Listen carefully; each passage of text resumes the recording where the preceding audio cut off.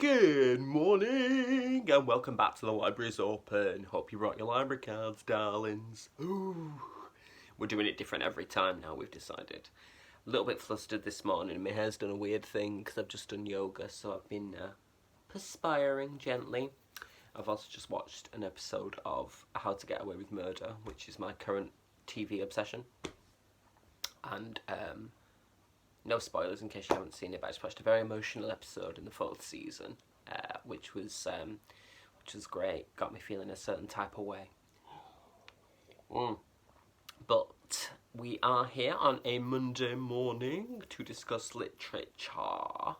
This is going to look awful in the video, probably, because it flips the image, doesn't it? So my hair's going to be over there, opposite to the way I see it when I'm filming, but that's alright.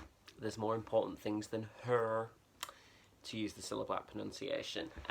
This week, we are going to talk about a book that I bought completely on a whim from a Waterstones. Yes, it's a new book this time, and normally I do second-hand, as you know. But this was, well, I committed the cardinal sin, actually. Although, is it a cardinal sin? That's debatable. Of judging it by its cover and buying it purely based on that. So you know that old cliche, don't you? Don't judge a book by its cover, but, you know, I think we all do that. And, you know, when they're as pretty as this, you know, I have no regrets. I have no regrets. What book am I talking about? Well, I shall tell you, gentle viewer. I am talking this week about this book, which is called With the Fire on High by Elizabeth Acevedo. Or Acevedo. I have Googled to try and get the correct pronunciation, so no offence is meant at all, but I couldn't find a conclusive pronunciation. Obviously, what with it being a name as opposed to a word, like a verb or anything. So, but just look at that cover, that's beautiful. Look at that, the lusciousness of the fruits. And you get it inside as well, look at that, gorgeous. The cover's by Erin Fitzsimons, and there are sort of illustrations throughout on the chapter headings, and those are by Eric Davila, sorry, my bad.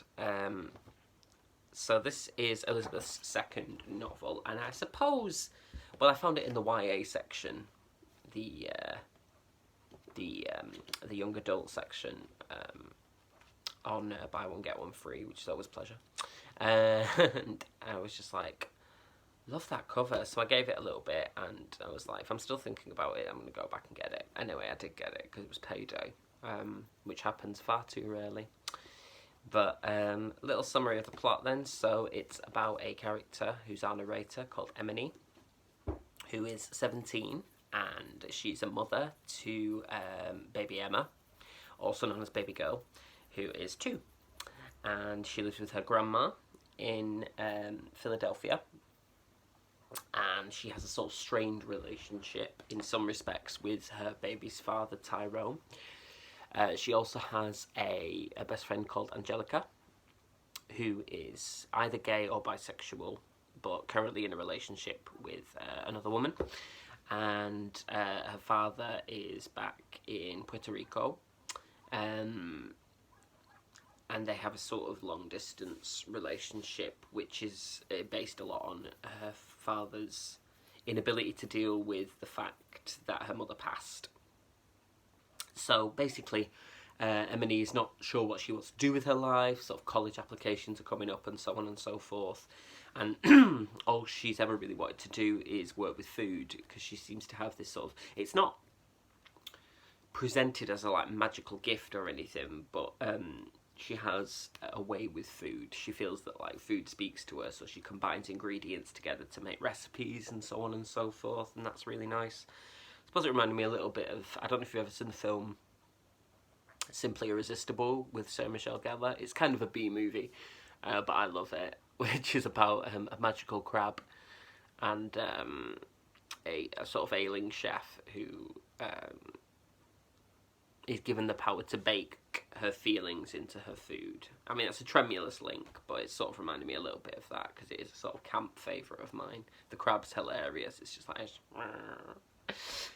that's my crab. Should anyone wish to hire me to play a crab? So yeah, anyway, her sort of homeroom teacher, or guidance person, I suppose, encourages her to take a new elective at school, which is called culinary arts, which culminates in her spending a week in Spain learning about cuisine and so on and so forth, and how things fit together, and sort of helps her make decisions about where she wants her life to go and what she wants her life to look like. So this is fairly sort of, I suppose you might call it standard YA fodder, in terms of it's about figuring out what life is supposed to look like,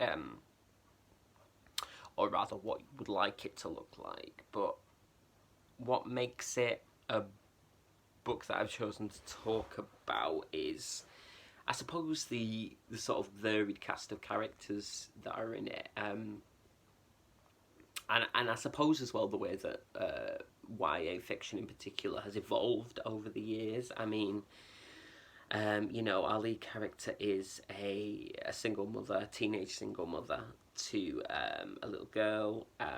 She's also still in education, and she's sort of juggling relationships, which is something that, you know, it's presented so matter-of-factly in a way that I feel in previous years, decades, whatever, the fact that she's a teenage mum would probably have been the crux of the story, but it's actually not about that. And there's something quite empowering, I think, about that, in the sense that it's not about, well, of course she balances her responsibilities as a mother and her responsibilities to her child. It's not an issue-based novel in that sense, where it's about the fact that, you know, she's struggling to cope. And maybe I have a sort of slight personal connection to that in some respects, because my mum was a teenage mum. In fact, they were the same age throughout pregnancy and birth and so on and so forth, so it kind of works nicely. And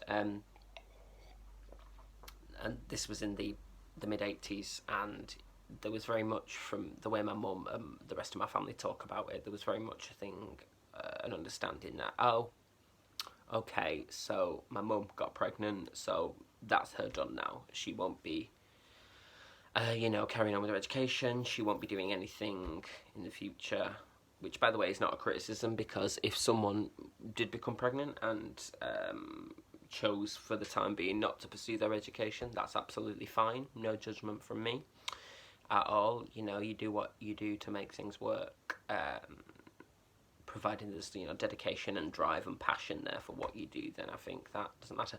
But actually, my mum carried on with her education throughout my childhood. She became a nurse, which was what she'd always wanted to do, and, you know, sort of really, in a sort of movie of the week, really socked it to people.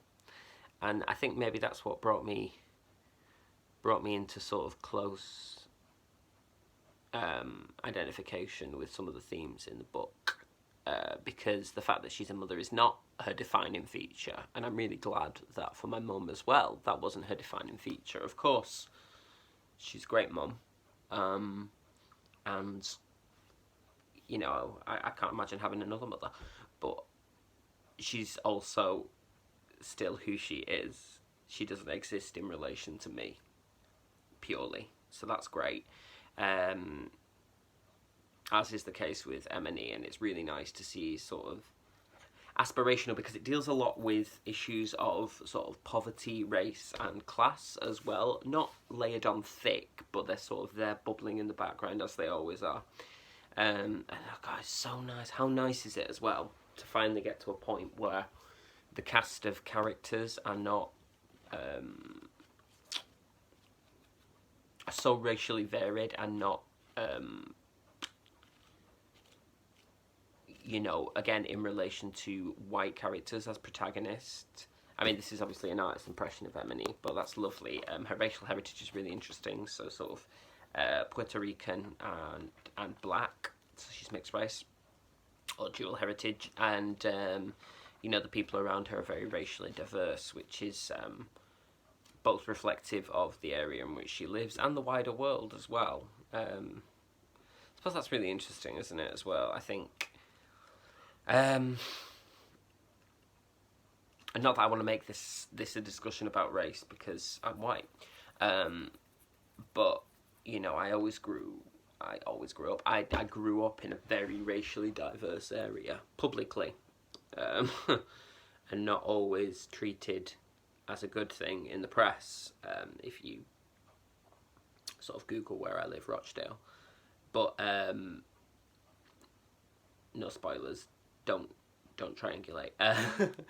And you know, that's not always been the celebrated thing, but I suppose I was really lucky in that respect to grow up in an area that was so diverse in terms of race and so on and so forth. It was just as it should be for everyone.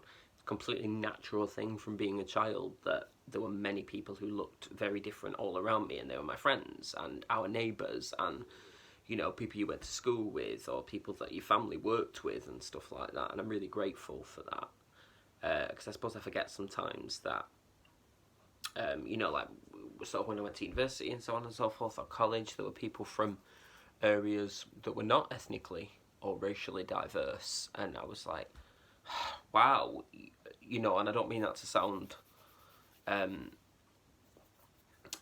what's the word, as though I had a better upbringing because of that, although I do think I did. But it's just, you know, that's just an acknowledgement that I was really lucky to grow up around a variety of different people, and that's important, I think. But anyway,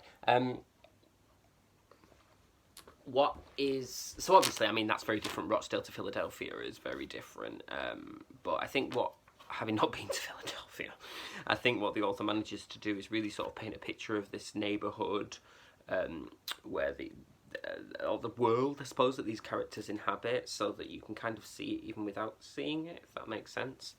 And what I really love is the way that she manages to use the food metaphor for the various plot lines that are going on throughout to explore the issues, but without like laying it on cement thick. Because I think that's you know, you can overdo a metaphor. You can definitely overdo a metaphor, like I overdo my eyebrows.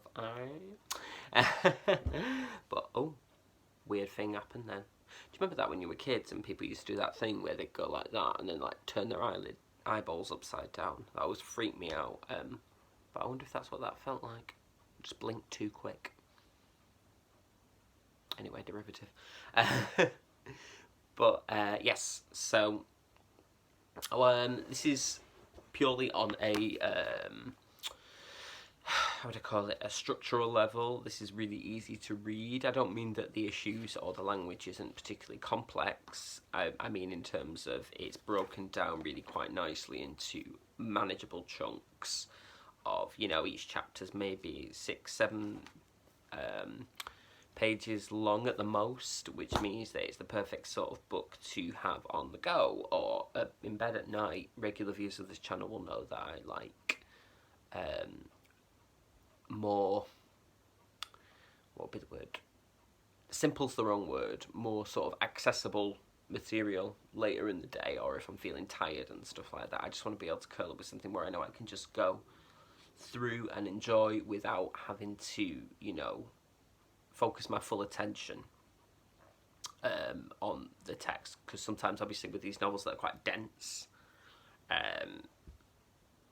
there is, a couple of weeks ago I talked about the Old Curiosity Shop. That's quite dense, and in terms of both plot and the language used, obviously, what would it be in Dickens? And so this doesn't have that. And you know, that's definitely a book that requires my attention. Otherwise, I'm just going to read and then do that thing. Have you ever done that thing where you're really tired and you sort of go, read the whole page and then go, yeah, I have no idea what that was about? Which is so interesting, isn't it, in the way that like brains work. So they're sort of on a small base level taking in what's being written, but without the comprehension. So it's like you're bypassing a step in the brain. I have to go back and read it again. Mad, crazy world. Crazy world.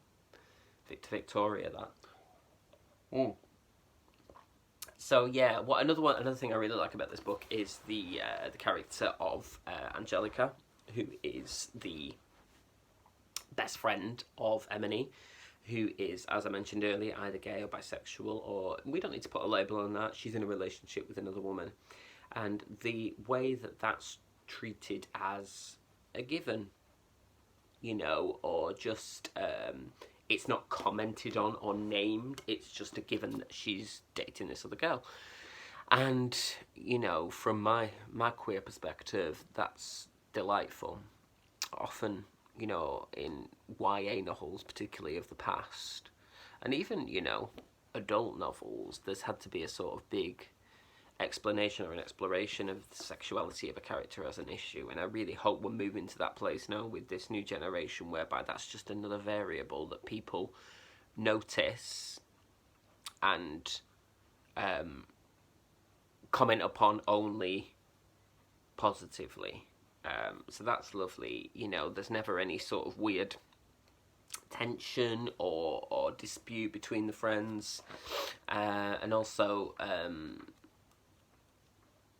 there's very much a feel that the character of Angelica, you know, has a really bright future ahead. She's a really talented artist. She has a lot of prospects and so on and so forth, and that's celebrated. And like, I know that sounds really basic, but given in previous decades the absolute dearth of queer relatable fiction, that's a huge step forward. Another really great character in this is Maliki, who is sort of, no spoilers, sort of becomes interested in Emily.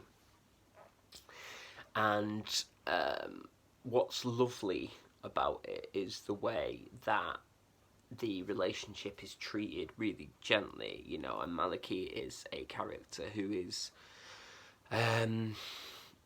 respectful and emotionally open and so on and so forth, and that really sort of goes some way to digging away at these stereotypes about both men and non-white men, specifically.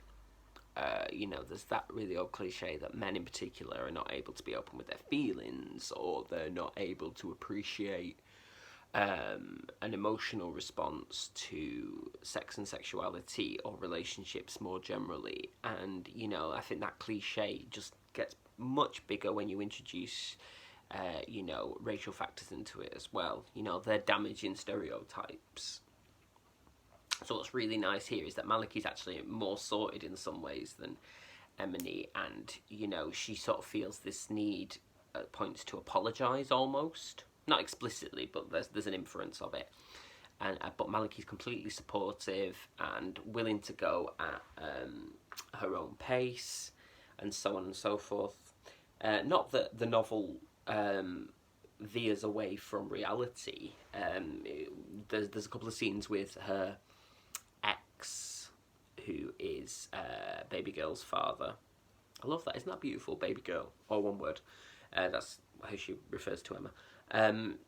Where, you know, the author deals very frankly with Emily and Tyrone. That's the baby's father's name. Their relationship, and how difficult that was, and how Emily found their sexual relationship both difficult and unfulfilling, and how Tyrone's jealousy is dealt with by her, which is another great way, another great form, I should say, of contrast. So we're not saying that this is some sort of fantasy land where everybody's lovely to each other, but what there are things in place where we can compare and contrast characters to sort of, I suppose, explore the many parameters of realism, I suppose. The best part is, really, despite all the issues mentioned, this is an entirely optimistic novel, and it's aspirational, but without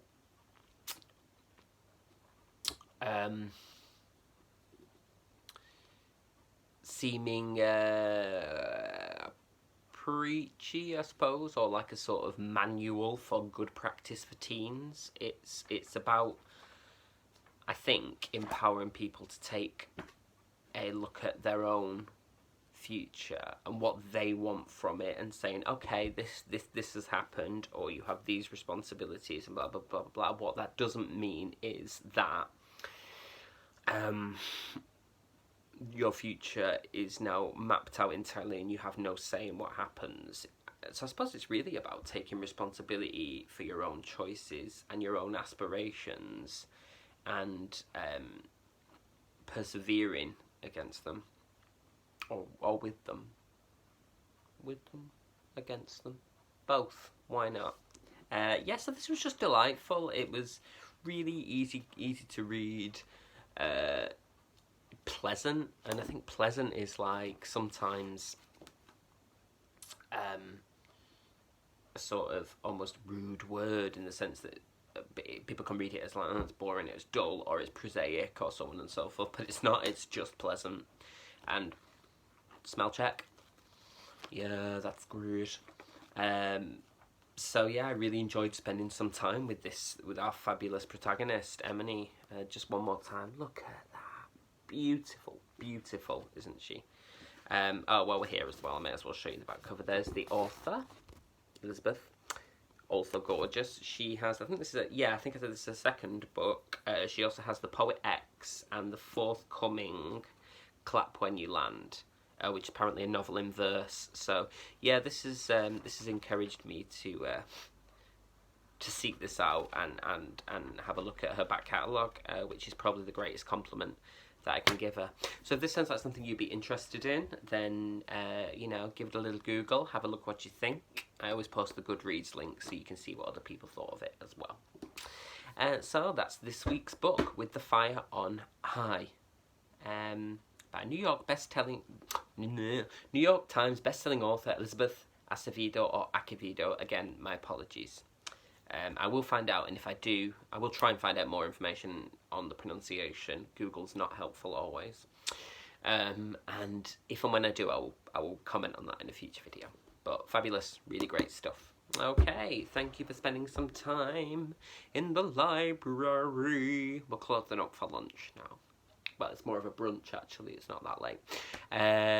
But as always, love reading your comments, love reading your thoughts and views, your recommendations, all of that. And so please do sound off in the comments below if you want to chat to me, or I was going to say hook up with me then, but that seems wrong. On social media, I am on Twitter at StuArt, art in capitals because I'm arty, Crowther, all one word, and on Instagram as at Creeping My Asthma, which is my drag alter ego. Have a fabulous week. Lovely to spend some time with you all vicariously through the medium of film, and I will see you very soon. Lots of love. Mwah. Timed that perfect, just gone. Ta-ra.